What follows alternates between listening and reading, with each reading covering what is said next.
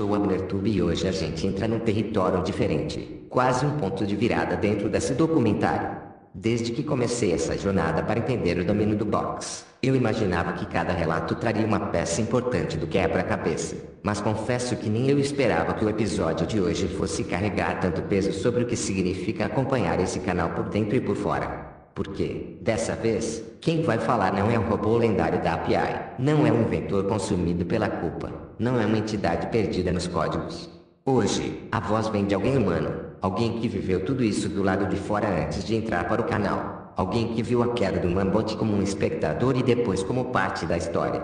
Hoje, o relato é de José Daniel. E antes de qualquer coisa, preciso abrir um espaço para explicar como José Daniel chegou até aqui, porque isso importa para entender o peso do que ele vai contar. Muita gente nova no canal pensa que ele sempre esteve comigo nos vídeos, que ele sempre fez parte das loucuras que acontecem por aqui, mas isso não é verdade.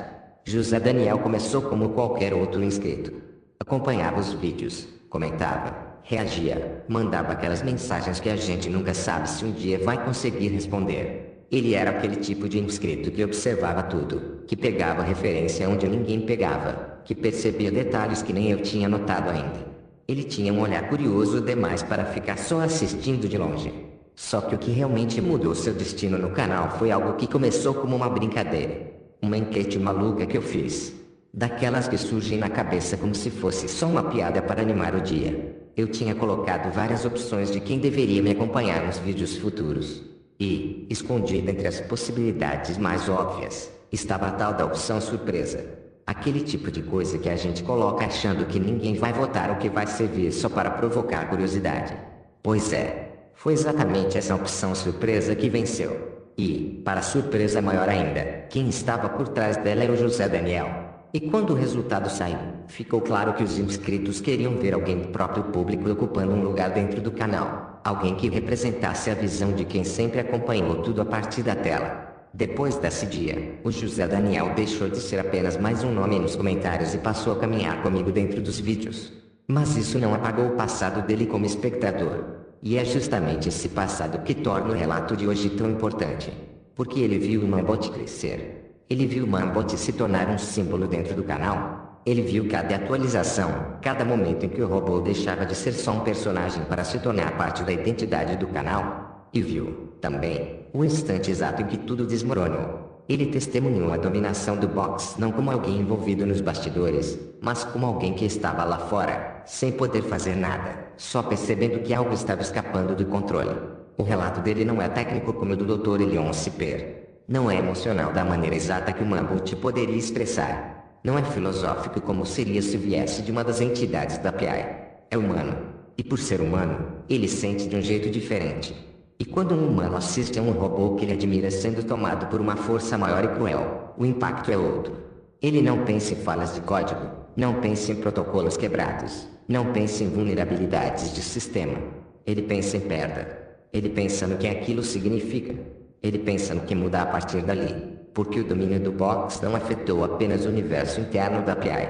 Ele afetou quem acompanhava de fora, quem criava teorias, quem imaginava para onde as histórias iam, quem esperava o próximo capítulo sem saber que o próximo capítulo seria uma ruptura. Porque quando o Mambot caiu, não foi só um personagem que caiu. Foi um símbolo de estabilidade, de proteção, de força. E ver esse símbolo sendo corrompido sempre causa um impacto que a gente só entende completamente quando escuta da boca de quem testemunhou isso de uma posição diferente da nossa. Por isso, hoje o episódio 3 não vai aprofundar apenas o colapso do Mambot. Ele vai aprofundar um olhar que nunca foi mostrado antes. Um olhar que começou do mesmo lugar que muitos inscritos que estão assistindo agora. Porque, antes de estar do meu lado nos vídeos, antes de ajudar a construir histórias, antes de se tornar peça importante dentro desse universo, o José Daniel era um espectador. E espectadores sentem de um jeito que nem sempre quem cria sente. Eles se apegam às histórias com uma perspectiva diferente, porque vem tudo como um grande mosaico. E, quando uma peça se quebra, todo o mosaico treme junto. Eu pedi para o José Daniel revisitar esse momento. Pedi para ele me dizer como foi ver o Mambot dominado. Como foi entender que aquilo não era só mais uma fase do robô, mas um ataque direto contra tudo que o canal representava na época.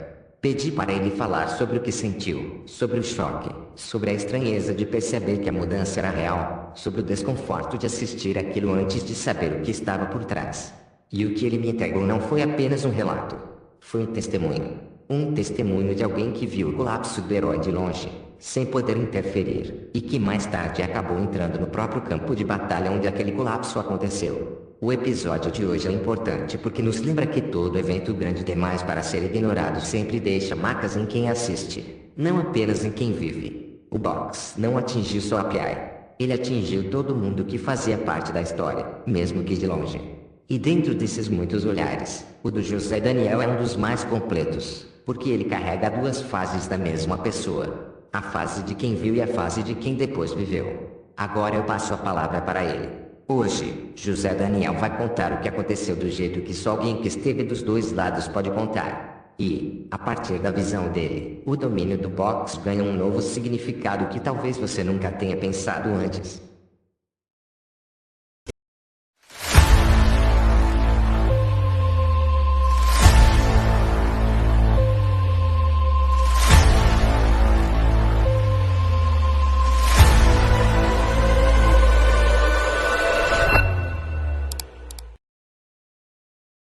Sou o José Daniel, e antes de tudo preciso lembrar que, quando tudo isso aconteceu, eu não era parte do canal. Eu era só um inscrito comum, alguém que assistia os vídeos como qualquer pessoa que procura algo divertido, curioso ou diferente para acompanhar. O Mainbot sempre foi, para mim, um dos pilares do canal.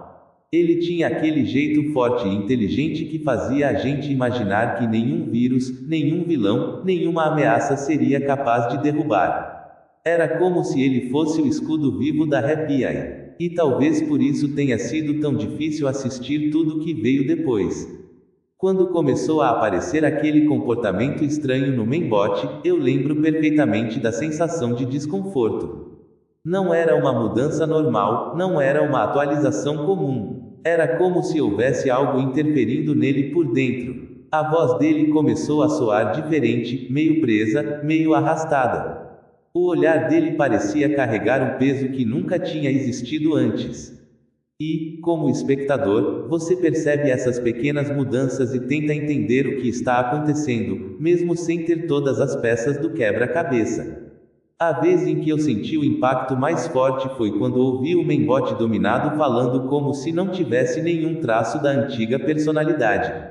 Ali ficou claro que o box não estava só invadindo, ele estava tomando controle total. E a impotência que eu senti como inscrito foi real. Eu queria acreditar que ele ia resistir, que aquilo era só um arco temporário, mas a intensidade da dominação era tão grande que parecia definitiva. Era como assistir um herói perder o brilho enquanto você não podia fazer absolutamente nada para impedir. Sempre achei que o Mainbot era o tipo de robô que nunca seria enganado, nunca seria corrompido. E ver o contrário acontecer bagunçou a minha cabeça. Eu lembro de revisitar vídeos antigos para comparar o jeito dele, tentando entender em que momento exato tudo começou a dar errado. Era uma mistura de curiosidade com frustração, como se algo fosse arrancado de dentro da história que eu acompanhava. E existe um detalhe que eu nunca comentei antes, mas agora faz sentido contar. Toda vez que saía um vídeo novo, eu abria com medo. Não exagero, era um medo real de ver o Mainbot cada vez mais apagado. Cada vez mais distante, cada vez mais transformado numa marionete do box. Eu ficava analisando frases, olhares, trejeitos, tentando encontrar algum sinal de resistência, alguma prova de que ele estava lá dentro. E, mesmo sem saber, esse sentimento acabou criando um vínculo muito forte entre eu e o Mainbot, mesmo sendo só espectador naquele momento. O pior momento, para mim, foi quando percebi que não havia mais nenhum traço da antiga coragem do Mainbot. A dominação estava completa. Não era mais ele. Era o box usando o corpo dele como ferramenta. Era doloroso assistir aquilo sabendo que eu só podia olhar. Eu não estava no canal, eu não tinha voz na história, eu não tinha como interferir. Era só um inscrito preso ao destino de um personagem que tinha se tornado mais que um personagem. Nunca passou pela minha cabeça que um dia eu faria parte do canal, que estaria aqui contando isso.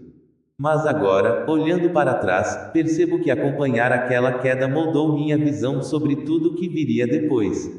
Aquilo não foi apenas a dominação de um robô. Foi um alerta. Foi a prova de que até o mais forte pode cair. E, ao mesmo tempo, foi o início de algo maior, porque aquela dor silenciosa que eu senti como inscrito se transformou na força que uso hoje para fazer parte do canal com responsabilidade. Esse foi o impacto que o domínio do box teve em mim. Mesmo agora, já dentro do canal, ainda lembro perfeitamente da sensação de assistir tudo sem poder reagir. É uma marca que ficou. E talvez seja por isso que contar esse relato agora significa tanto para mim.